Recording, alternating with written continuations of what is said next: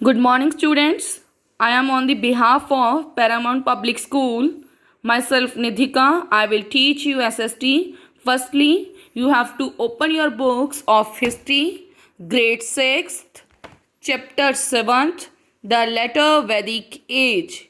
As you know about it, in previous class, I explained you about the Aryan expansion, political life, social life.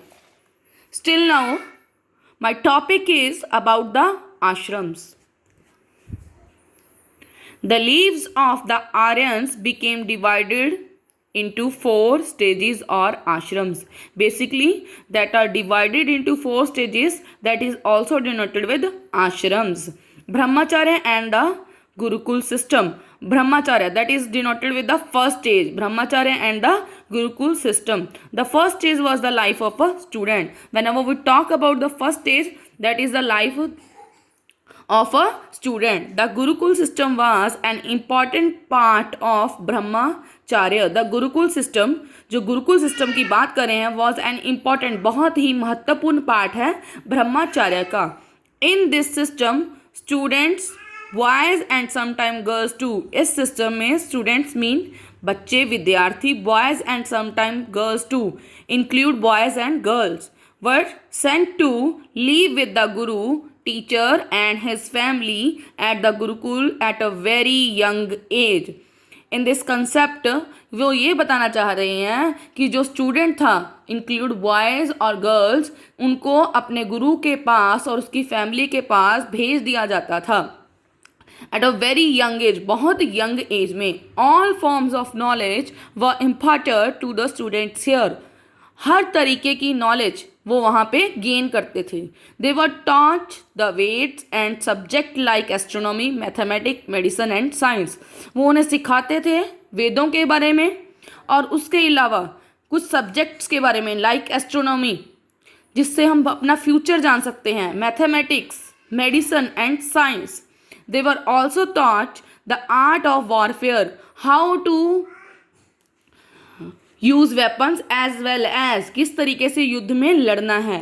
No fee was charge but the शिष्यस and और student had to serve their gurus like their own parents. उस समय कोई भी fees नहीं ली जाती थी. जो शिष्य था, और शिष्य और स्टूडेंट एक ही होता है, जो शिष्य था वो गुरु को अपने पेरेंट्स की तरह ही रिस्पेक्ट करता था और अपने पेरेंट्स ही समझता था, क्योंकि उस समय वो अपने गुरु के साथ रहता था. At the end of the period, जब इस पीरियड का एंड हुआ, ईच वन पेड अ गुरु दक्षिणा. गुरु दक्षिणा मतलब गुरु को कुछ देना. Guru dakshina, you have to underline this. और स्पेशल गिफ्ट्स, कुछ special gift to the teacher according to his or her capacity. जितनी उसकी कैपेसिटी थी उसके अकॉर्डिंग वो क्या दिया करते थे गुरु को, गुरु दक्षिणा. Now come on the next paragraph, bete. Grihastha. Whenever we talk about Grihastha, then one thing come in our mind, that is about the householders. Men and women are there. This was the life of a married householder. Men and women had to perform their duties as husband and wife during this stage. इस चीज़ में basically क्या था, main और women एक दूसरे के लिए समर्पित थे और ड्यूटीज़ निभाते थे जो उनकी थी. Vanaprastha. Men had to devote their time meditating as hermits in this stage, often with their wives. Basically जो आदमी थे वो अपना टाइम स्पेंड करते थे एक साधु की तरह मेडिटेशन करके. हर्मेट्स मतलब साधु, मेडिटेशन मतलब अपने आप को किसी चीज़ में समर्पित करना मतलब ध्यान लगाना किसी चीज़ की तरफ, मतलब परमात्मा की तरफ ध्यान लगाना.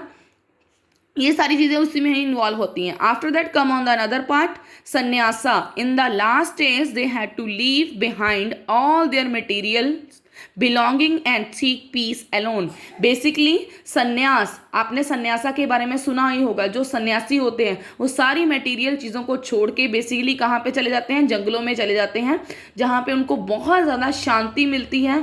कई लोग वहाँ पे जाके तप करते हैं, यज्ञ करते हैं. संन्यास, जब भी हम संन्यास वर्ड यूज़ करते हैं, बेसिकली किस चीज़ के जाता है, जो मटेरियल थिंग्स में बिलीव नहीं करता है. तो basically they behind all the material things, leave all the material things.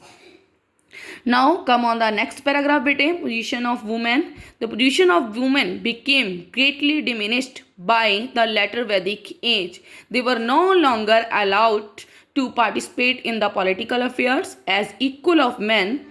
Their role became confined to only that of a wife and a mother. Basically, the position of women on that time was not very good. उस समय बहुत अच्छी नहीं थी letter Vedic as में. तो basically उनको allow नहीं था किसी भी पॉलिटिकल अफेयर में इंटरफेयर करने का. बेसिकली उनकी जो ड्यूटी थी एज अ वाइफ थी और एज अ मदर थी. तो बेसिकली ऑन दैट टाइम जो लेडीज थी, जो वुमेन्स थी, उनको कोई भी अधिकार नहीं दिया गया था. उनके पास एक ही अधिकार था केयर टेकर का, कि वो अपना घर संभालेंगी या अपने बच्चों को संभाल सकती हैं. Now come on the another paragraph बेटे. Religion became more complex. Whenever we talk about religion, you heard as well as you know about it कि religion का मतलब होता है धार्मिक, मतलब धर्म से संबंधित. Religion became more complex and filled with the ritual during the later Vedic age. Later Vedic age में बेसिकली हुआ क्या था, रिलीजन में कुछ कॉम्प्लेक्स आनी शुरू हो गई थी. कॉम्प्लेक्स कैसे, मतलब रीति रिवाज, लोगों ने जो कास्ट के अकॉर्डिंग रीति रिवाजों को फॉलो करना शुरू कर दिया था. Basically Brahma, Vishnu and Shiva became the most important gods. Brahma Vishnu जो महत्वपूर्ण गुरु माने जाते थे, परमात्मा. Rama, Krishna and Durga were among the new gods who were worshipped. Rama, Krishna and Durga that are also involve in it, new gods who were worshipped, जिनकी पूजा की जाती थी. Most god of this period are still worshipped in India. Basically India में जो धार्मिकता है उसको बहुत ही ज़्यादा माना जाता है. तो बेसिकली उस समय जो इंडियन लोग थे वो बहुत ज़्यादा धार्मिक थे और वो पूजा पाठ में विश्वास रखते थे. Most gods of this periods are still worship in India. तो जो ये सारे परमात्मा थे उनकी ज़्यादा पूजा इंडिया में ही की जाती थी.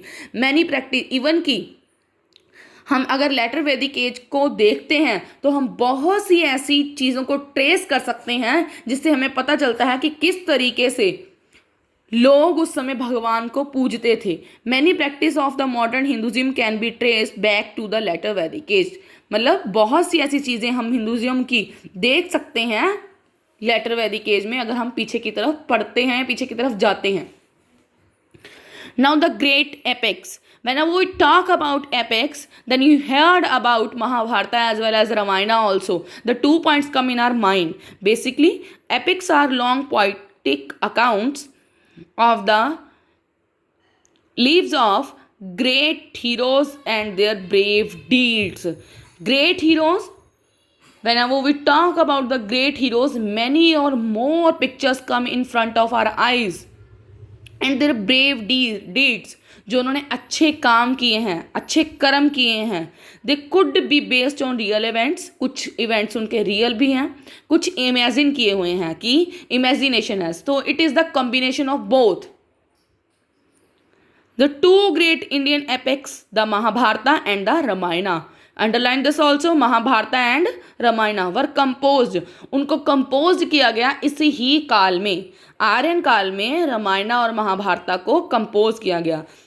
The language of, as you know about it, you heard about it also, कि जो ये एपिक्स थी वो बेसिकली संस्कृत भाषा में लिखी गई. बेसिकली संस्कृत भाषा में लिखी गई. The Ramayana is said to have been composed by, जो रामायणा थी वो बेसिकली किसके द्वारा लिखी गई थी, वाल्मीकि जी के द्वारा. एंड द महाभारता, जो महाभारता थी वो लिखी गई थी महर्षि वेद व्यासा जी के द्वारा. स्कॉलर्स से the originally the Mahabharata had only about, तो बेसिकली जो स्कॉलर्स थे उन्होंने फाइंड आउट किया कि इसमें सिर्फ 9,000 लेख ही हैं. बट इन प्रेजेंट टाइम अगर हम देखते हैं तो बेसिकली इसमें 1,00,000 लेख हैं. ओवर 1,00,000, उससे ज़्यादा भी हो सकते हैं. तो बेसिकली इसमें कुछ पन्ने ऐड कर दिए गए हैं. This mean that large part work, इसमें कुछ पन्ने ऐड कर दिए गए हैं ओरिजिनल एपिक में. The addition made it popular, जो एडिशन हुई दैट मेड इट पॉपुलर, इसको और भी ज़्यादा प्रसिद्ध कर दिया. The Bhagavad Gita which is a part of Mahabharata. You always heard about it. आपने सुना ही होगा भगवत गीता के बारे में. That is the holy book also. Hindu लोग उसको बहुत ज़्यादा मात्रा में पूजते हैं. Mahabharata is a consider Mahabharata is consider one of the most holy book of Hindus की एक धार्मिक बुक है। जिस तरीके से हम गुरु ग्रंथ साहिब को पूजते हैं उसी तरीके से ये हिंदुओं की एक हॉली बुक है, मतलब धार्मिक किताब है। Now next concept I will explain you tomorrow. Thank you bete. Hope you understand all the concepts